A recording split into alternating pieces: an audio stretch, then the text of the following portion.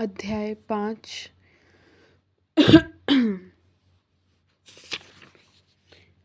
कर्मयोग, कृष्ण भावना भावित कर्म। कल हमने 5वें अध्याय का पहला श्लोक श्रवण किया, तो उसमें अर्जुन पूछता है कि वह सब प्रकार से कर्म त्याग दे या पूर्ण ज्ञान से युक्त होकर कर्म करे। क्या करे वो? या कर्म को त्यागे या फिर ज्ञानी होकर कर्म करे। तो भगवान कह रहे हैं, क्या कह रहे हैं? श्री भगवानुवाच संन्यासः कर्मयोगश्च निःश्रेयसकरावुभौ तयोस्तु कर्म संन्यासात् कर्मयोगो विशेष्यते। श्री भगवान ने उत्तर दिया, मुक्ति के लिए तो कर्म का परित्याग तथा भक्ति में कर्मयोग दोनों ही उत्तम हैं।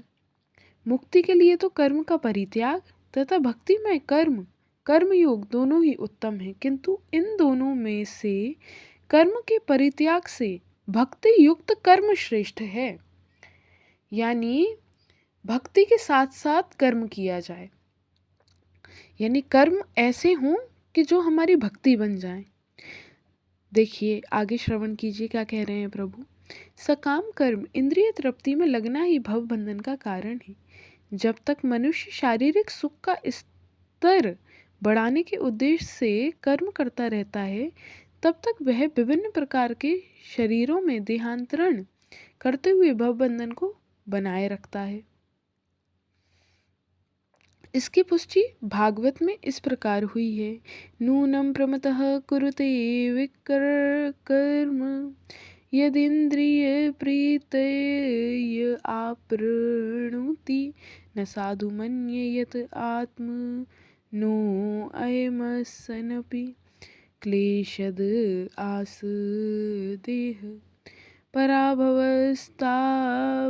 बोध जातो यावन जिज्ञासत आत्मतत्त्वं यावत् क्रियास्तावदिदं मनो वैकर्मात्मकं येन शरीरबन्धः एवं मनः कर्म वशं प्रयुङ्क्ते अविद्यायात् मन्युपधीयमाने प्रीतिर्न यावन्मयि वासुदेवे न मुच्यते देहयोगेन तावत्। लोग इंद्रिय तृप्ति के पीछे मत्ते हैं। वे यह नहीं जानते कि उनका क्लेशों से युक्त यह शरीर उनके विगत सकाम कर्मों का ही फल है। हम लोग अपनी इंद्रियों की पूर्ति करना चाहते हैं, उसी में मग्न हैं, और ये नहीं जानते कि ये इंद्रियों की पूर्ति करते करते और सकाम कर्म करते करते यही क्लेशों से युक्त हम शरीर में हैं। यद्यपि यह शरीर नाशवान है, किंतु यह नाना प्रकार के कष्ट देता रहता है। अतः इंद्रिय तृप्ति के लिए कर्म करना श्रेयस्कर नहीं है। खुद के लिए यानी खुद की इंद्रियों की पुष्टि के लिए कर्म करना श्रेयस्कर नहीं है। जब तक मनुष्य अपने असली स्वरूप के विषय में जिज्ञासा नहीं करता, उसका जीवन व्यर्थ रहता है, और जब तक वह अपने स्वरूप को नहीं जान लेता, तब तक उसे इंद्रिय तृप्ति के लिए सकाम कर्म करना पड़ता है। और जब तक वह इंद्रिय तृप्ति की इस चेतना में फंसा रहता है, यानी खुद की इच्छाओं को पूरी करने में लगा रहता है, तब तक उसका देहांतरण होता रहता है। वो पृथ्वी पर आता ही रहता है। भले ही उसका मन सकाम कर्मों में व्यस्त रहे और अज्ञान द्वारा प्रभावित हो, किंतु उसे वासुदेव की भक्ति के प्रति प्रेम उत्पन्न करना चाहिए।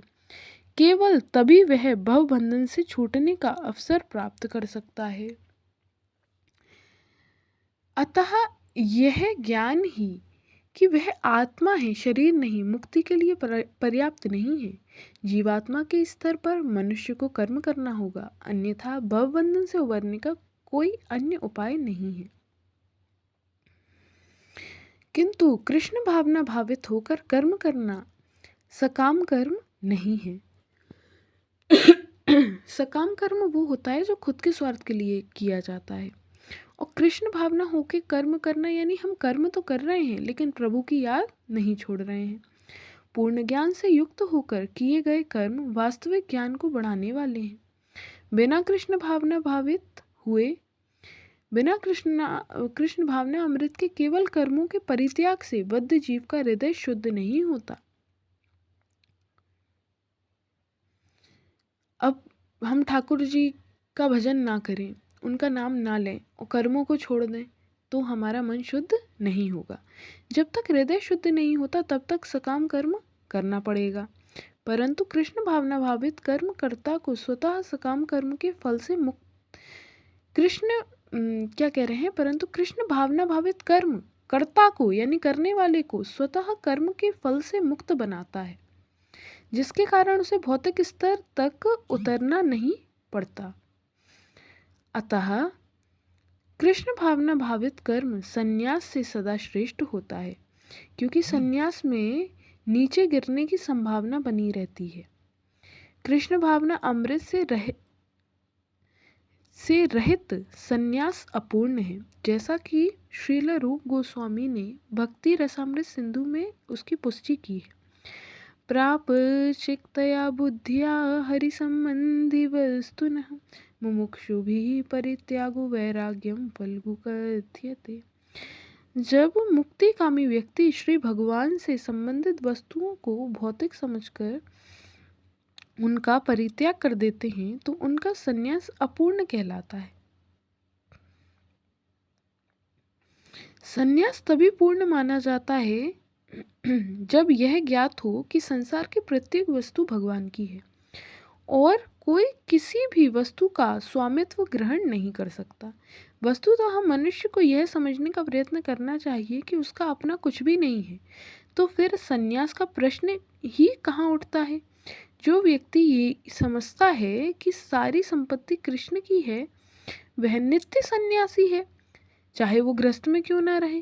प्रत्येक वस्तु कृष्ण की है, अतः उसका उपयोग कृष्ण के लिए किया जाना चाहिए। कृष्ण भावना भावित होकर इस प्रकार का पूर्ण कार्य करना मायावादी सन्यासी के कृत्रिम वैराग्य से कहीं उत्तम है। क्या कह रहे हैं कि कृष्ण भावना भावित होकर इस प्रकार का पूर्ण कार्य करना मायावादी सन्यासी के कृत्रिम वैराग्य से कहीं उत्तम है।